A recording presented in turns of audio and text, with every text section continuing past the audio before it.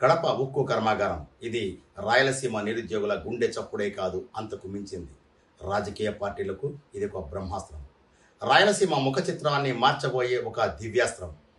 ఈ అస్త్రానికి ఐదోసారి ముఖ్యమంత్రి నారా చంద్రబాబు జూలై 3వ తేదీ శంకుస్థాపన చేయనున్నారు. కార్మిక శాఖ మంత్రులు అలాగే పరిశ్రమల శాఖ మంత్రులు కూడా ఈ విషయాన్ని స్పష్టం చేశారు. ఇదిలా ఉంటే 2007 సంవత్సరం నుంచి కడప ఉక్కు కర్మాగారం శంకుస్థాపనలకే పరిమితమైంది. జమ్మలమడుగు పరిసర ప్రాంతాల్లో రాళ్లు రప్పలతో మిగిలిపోయింది.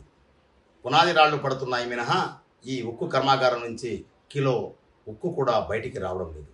ఇంతకీ ఇక్కడ ఏం జరుగుతోంది, ఎలా జరుగుతోంది, రాజకీయ నేపథ్యం ఏంటి, ఈ ప్రాంతం అనేది అంటే కడప ఉక్కు కర్మాగారం రాజకీయ పార్టీలకు ఎలాంటి బ్రహ్మాస్త్రంగా మారింది? నమస్తే, నేను మీ యశస్వి భాస్కరరావు. మీరు చూస్తున్నది ది ఫెడరల్ ఆంధ్రప్రదేశ్.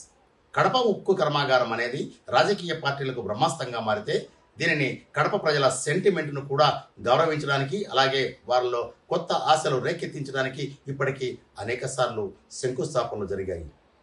టీడీపీ కూటమి ప్రభుత్వం అధికారంలోకి వచ్చిన తర్వాత రాష్ట్రంలో ప్రధానంగా రాయలసీమ ప్రాంతంలో పారిశ్రామిక విప్లవానికి నాంది పలికారు. అందులో భాగంగానే ఇప్పటికే అనేక పరిశ్రమలకు ఒప్పందాలు జరిగాయి, కొన్ని పరిశ్రమలకు శంకుస్థాపనలు జరిగాయి.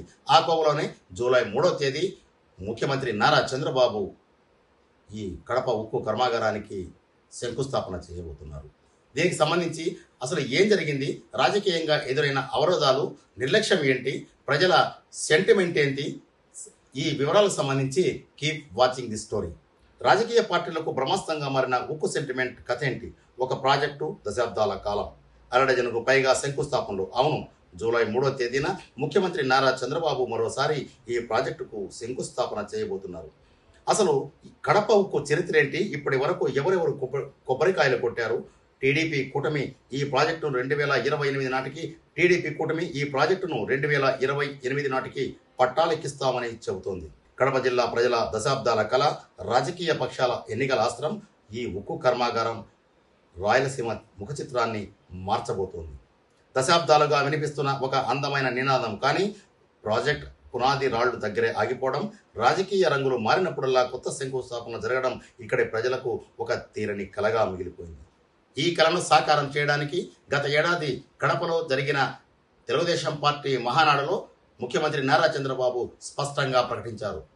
10 నెలల్లో శంకుస్థాపన చేయడం ద్వారా ఉక్కు కర్మాగారంలో ఉత్పత్తి ప్రారంభించడానికి వీలుగా ఏర్పాట్లన్నీ పూర్తి చేస్తామని, నిర్మాణ పనులు చేపట్టడానికి సహకారం అందిస్తామని ఆయన ప్రకటించారు. కాస్త ఆలస్యమైనప్పటికీ ఏడాది తర్వాత ఈ వచ్చే నెల 3వ తేదీన శంకుస్థాపన జరగనున్న నేపథ్యంలో ఈ ఉక్కు పరిశ్రమ ఏర్పాటు చేసిన జమ్మలమడుగు నియోజకవర్గంలో ఏం జరుగుతుందనేది ఓసారి పరిశీలిద్దాం. కడప ఉక్కు కర్మాగారం అంటే రాయలసీమ నిరుద్యోగుల గుండె చప్పుడు మాత్రమే కాదు, అంతకు మించి అది ఏపీ రాజకీయాలకు ఒక అస్త్రంగా మారింది. వైఎస్ రాజశేఖర రెడ్డి హయాంలో బ్రహ్మణి స్టీల్స్ నుంచి నేటి నారా చంద్రబాబు నాయుడు కూటమి ప్రభుత్వం వరకు 3 తరాల ముఖ్యమంత్రులు మారిన పదే శంకుస్థాపనలు టెంకాయలు కొట్టుతున్నారే తప్ప కర్మాగారం నుంచి ఉక్కు ముక్క బయటికి రావడం లేదు. ఉక్కు కర్మాగారం చరిత్ర వివరాల్లోకి వెళ్తే ఇప్పటి వరకు ఎంతమంది ఎన్నిసార్లు కొబ్బరికాయలు కొట్టారు, నీటి కేటాయింపుల కథ ఏంటి అనేది ఒకసారి పరిశీలిద్దాం. కడప ఉక్కు కర్మాగారం అనేది ఈ ప్రాంత ప్రజల సెంటిమెంట్. అంతేకాదు, ఇది ఒక భవిష్యత్తుకు పునాదులు వేయడమే కాకుండా చరిత్ర గతిని మార్చే ఒక పెద్ద పరిశ్రమ. రాయలసీమ ప్రత్యేకించి కడప జిల్లా ప్రజలకు కడప ఉక్కు అనేది కేవలం ఒక ఫ్యాక్టరీ మాత్రమే కాదు, అది ఒక సెంటిమెంట్. వేలాది మంది నిరుద్యోగ యువతకు ఉపాధినిచ్చే జీవనాడి. వలసల సీమగా ఉన్న రాయలసీమ పారిశ్రామిక కళ తెచ్చే సంకల్పం. కానీ దురదృష్టవశాత్తు ఇది రాజకీయ పార్టీలకు ఓట్ల అస్త్రంగా మారిపోయింది. అధికారం కోసం ప్రతి ఒక్కరూ ఉక్కు హామీ ఇస్తారు, తీరా గెలిచాక ఆ శంకుస్థాపన రాళ్లను గాలికి వదిలేస్తారు. ఈ క్రమంలోనే కడప ఉక్కు చుట్టూ దశాబ్దాలుగా పెద్ద రాజకీయం నడుస్తుంది. అడుగడుగున ఆశలు రేకెత్తిస్తున్నాయి, అదే సందర్భంలో బ్రేకులు పడుతున్నాయి. ఒకే ప్రాజెక్ట్, ఒకే స్థలం, అనేక సందర్భాల్లో ఇప్పటి వరకు పునాది రాళ్లు వేశారు, అది కూడా వేరు ప్రాంతాల్లో. మళ్ళీ ఏ ప్రదేశంలో శంకుస్థాపన చేయబోతున్నారు, ఈ పరిశ్రమ స్థితిగతులు ఏంటి? ఒక ఫ్యాక్టరీకి ఇన్నిసార్లు శంకుస్థాపనలు జరగడం బహుశా దేశ చరిత్రలోనే మొదటిసారి కావచ్చు. ఇప్పటి వరకు ఎవరెవరు ఎక్కడెక్కడ కొబ్బరికాయలు కొట్టారో ఒకసారి పరిశీలిద్దాం. అది 2007 సంవత్సరం వైఎస్ రాజశేఖర రెడ్డి ఉమ్మడి ఆంధ్రప్రదేశ్లో ముఖ్యమంత్రిగా ఉన్నప్పుడు జమ్మలమడుగు మండలం అంబాపురం వద్ద బ్రాహ్మణి స్టీల్ స్ప్రేతో తొలిసారి శంకుస్థాపన చేశారు. గాలి జనార్దన్ రెడ్డి నేతృత్వంలో ఈ ప్రాజెక్టు ప్రారంభమైన ఆ తర్వాత వివాదాలతో నిలిచిపోయింది.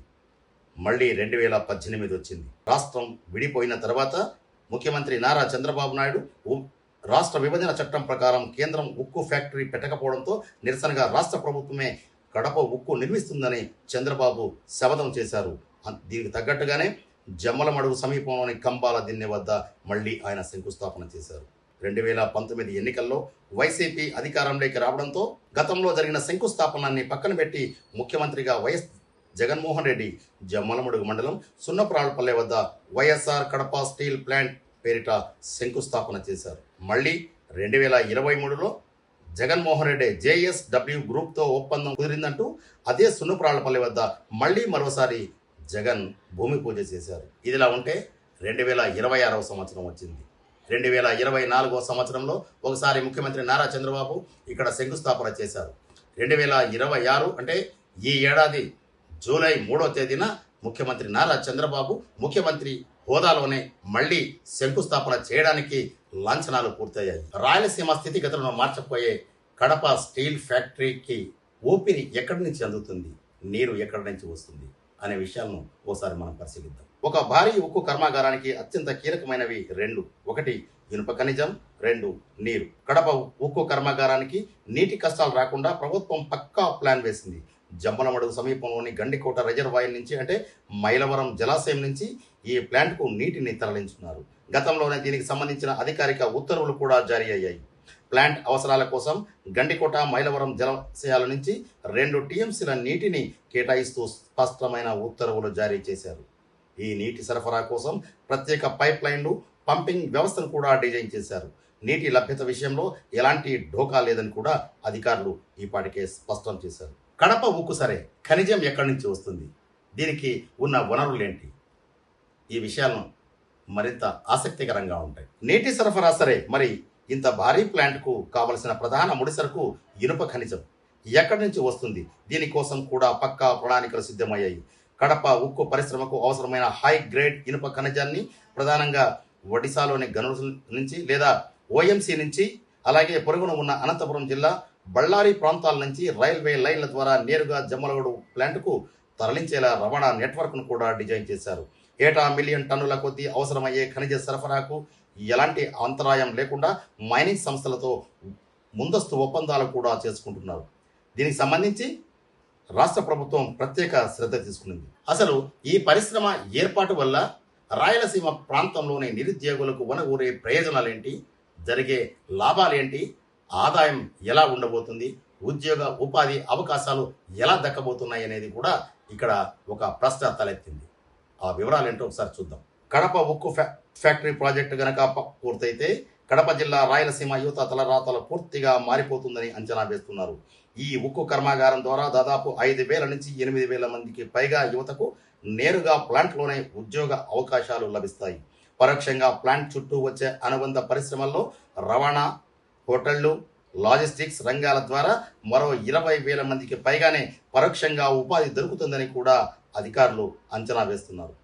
స్థానిక యువతకు ఉద్యోగాల్లో ప్రాధాన్యత ఇచ్చేలా చట్టపరమైన నిబంధనలు కూడా అమలు చేయబోతున్నారు.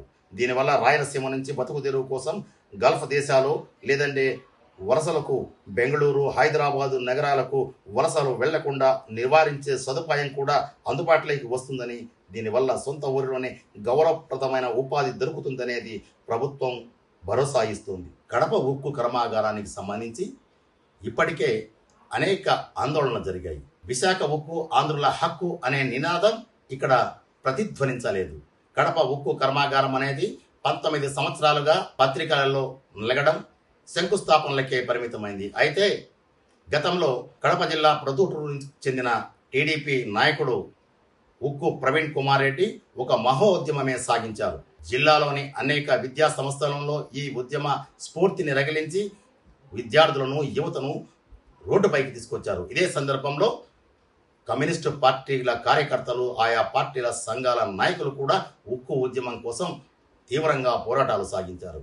ఇదిలా ఉంటే ప్రస్తుతం అమలాపురం ఎంపీగా ఉన్న సీఎం రమేష్ గతంలో రాజ్యసభ సభ్యుడిగా కూడా కడప జిల్లా జెడ్పీ కార్యాలయంలో ఆమరణ నిరాహార చేసిన సందర్భం కూడా ఉంది. ఈ సందర్భంలో రోజుల తరబడి సాగిన ఉద్యమం వల్ల కడప జిల్లాలో ఈ సెంటిమెంట్ బాగా రగిలి కడప ప్రజల ఆత్మగా కడప ఉక్కు ఫ్యాక్టరీ మమేకమైంది. అయితే లాంఛనాలు పూర్తి చేస్తున్న ఉక్కు పరిశ్రమ మాత్రం కార్యరూపం దాల్చకపోవడం అనేది ఇక్కడ ప్రశ్నార్థకంగా మారింది. అయితే ప్రస్తుతం టీడీపీ కూటమి ప్రభుత్వం అధికారంలోకి వచ్చిన తర్వాత వైఎస్ రాజశేఖర రెడ్డి కుటుంబానికి అడ్డగా, ప్రధానంగా వైఎస్ జగన్మోహన్ రెడ్డికి అడ్డగా ఉన్న కడప జిల్లాలో ఉక్కు పరిశ్రమను పట్టాలెక్కించడం ద్వారా ఆ ఖ్యాతిని సంపాదించుకుని అదేవిధంగా రాయలసీమ ప్రాంత ప్రజల అభిమానం చూరగొనాలనే సంకల్పం తీసుకున్న టీడీపీ కూటమి ప్రభుత్వం వచ్చే నెల 3వ తేదీ ఈ పరిశ్రమకు శంకుస్థాపన చేయడానికి అవసరమైన లాంఛనాలు పూర్తి చేస్తుంది. ఈపాటికే జమ్మలమడుగు సమీపంలోని ఉక్కు కర్మాగారం ఏర్పాటు చేసిన ప్రదేశంలో అనేక పనులు చురుగ్గా సాగుతున్నాయి. 2028వ సంవత్సరం నాటికి ఉక్కు కర్మాగారం నుంచి ఉత్పత్తి ప్రారంభించడానికి వీలుగా పనులు చకచకా పూర్తి చేయడానికి రాష్ట్ర ప్రభుత్వం, ప్రధానంగా టీడీపీ కూటమి అధికారంలోకి వచ్చిన తర్వాత పారిశ్రామిక విప్లవాన్ని తీసుకొచ్చి పరిశ్రమల ఏర్పాటుకు అవసరమైన పర్యావరణ అనుమతులు మంజూరు చేయడమే కాకుండా ఉక్కు పరిశ్రమ నిర్వహణకు అవసరమైన నీటి సరఫరాను మైలవరం జలాశయం నుంచి అందించడానికి, అంటే 12 కిలోమీటర్ల దూరం పైప్ లైన్ల నిర్మాణం ద్వారా, అలాగే బళ్ళారి, అనంతపురం జిల్లాల నుంచి ముడి సరుకును రైల్వే మార్గంలో, అంటే దీనికి దగ్గరలోనే రైల్వే స్టేషన్లు ఉన్నందువల్ల ఉక్కు కర్మాగారానికి ముడి సరుకు అందించడం సులభతరం చేసే విధంగా పక్కా ప్లాన్ తయారు చేసింది. ఇది కడప జిల్లా ఉక్కు ఫ్యాక్టరీకి సంబంధించిన పూర్తి వివరాలు. శంకుస్థాపన చేయడం కాదు, పునాది రాళ్లను ప్రగతి చక్రాలుగా మార్చడమే ఇప్పుడు కావాల్సింది. జూలై 3వ తేదీన చంద్రబాబు చేయబోయే శంకుస్థాపనతోనైనా కడప జిల్లా ప్రజల దశాబ్ద కళ సాకారమవుతుందని ఆశిద్దాం. రాళ్ల రాజకీయం ముగిసి ఫ్యాక్టరీ పొగగొట్టాల నుంచి గనులు వస్తేనే రాయలసీమ యువత భవిష్యత్తు మారుతుంది. మరి ప్రభుత్వం కడప జిల్లా సెంటిమెంట్ను సాకారం చేయడానికి, పనులు వేగవంతం కావడానికి ఎలాంటి చర్యలు తీసుకుంటుందనేది వేచి చూడాల్సింది. ఇది కడప ఉక్కు కర్మాగారానికి సంబంధించిన నివేదిక. మరో ఆసక్తికరమైన అంశంతో మళ్ళీ కలుద్దాం. Keep watching the federal Andhra Pradesh. SSV Bhaskar Rao, federal correspondent, Tirupati.